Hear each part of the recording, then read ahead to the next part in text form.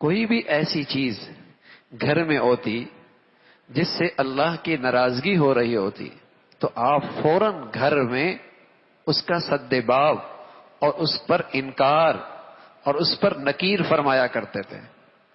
عائشہ اس لیے کہ گھر خدا نہ خواستہ ایک سر کی آنکھیں ہو نا، سر کی آنکھیں، اور سر کی آنکھوں سے اگر آپ نے گھر میں آدمی کسی اژدہا کو دیکھے، بچھو کو دیکھے، سانپ کو دیکھے تو کیا کرتا ہے؟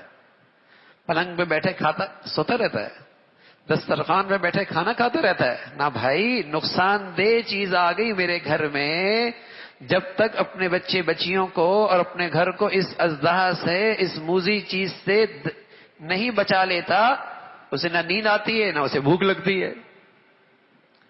اللہ ایمان کی زندگی دے دے تو گناہ کو اژدہے سے زیادہ خطرناک سمجھتا ہے، سانپ بچھو سے زیادہ خطرناک سمجھتا ہے.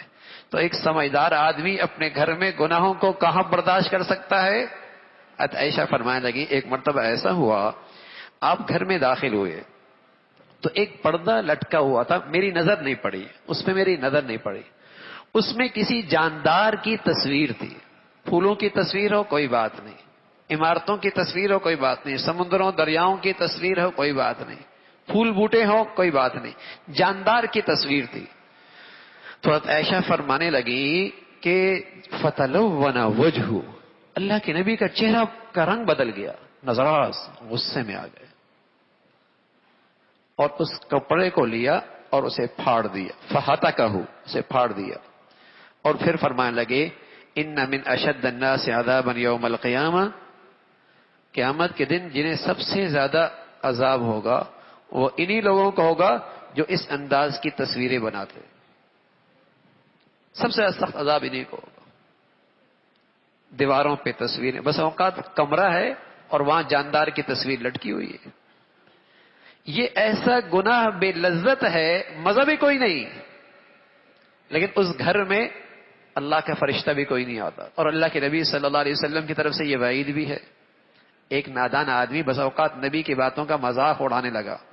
حکیم الامت تھانوی رحمۃ اللہ علیہ فرمانے لگے اچھا پھر تصویر ہے تو پھر فرشتہ بھی نہیں آئے گا تو میری روح بھی قبض نہیں ہوگی، روح بھی قبض نہیں ہوگی. کتا ہو ہاں اور تصویر ہو تو پھر فرشتہ بھی نہیں آئے گا، روح بھی قبض نہیں ہوگی اس گھر میں. حضرت فرمانے لگے کتا ہے نا، فرشتہ تو آئے گا، پہلے وہی فرشتہ آئے گا جو کتے کی روح قبض کرے گا وہ تیری بھی کر لے گا. تو رحمت کے فرشتے نہیں آتے اور گناہ بے لذت ہے. تو حضور علیہ الصلوۃ والسلام اپنے گھروں میں گناہوں کو رہنے نہیں دیتے تھے.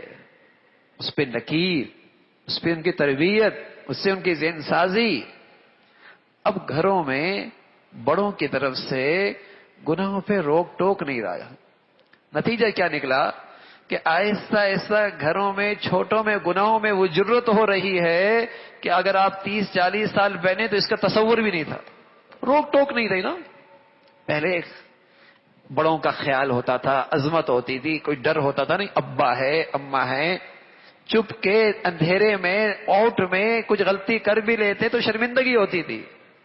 اور اب تو بڑوں کے سامنے اماں کے پہلو میں بیٹی بیٹھ کر کیا دیکھ رہی ہے، اور ابو کے باپ کے نظر میں بیٹا ٹی وی کے اسکرین پہ کیسے نقشہ دیکھ رہا ہے.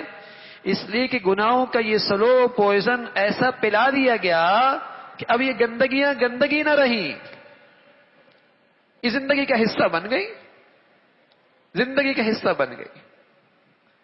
تو رسول اللہ صلی اللہ علیہ وسلم اپنے گھر میں ان گناہوں کو نہیں برداشت کرتے. اور کیسے برداشت کرتے؟ اللہ نے کہا ہے قوا انفسکم واہلیکم نارا، اپنے آپ کو بھی اور اپنے گھر والوں کو بھی جہنم کی آگ سے بچاؤ. جہنم کی آگ گناہوں کا نام ہے، گناہوں کا نام ہے، اس سے انہیں بچاؤ.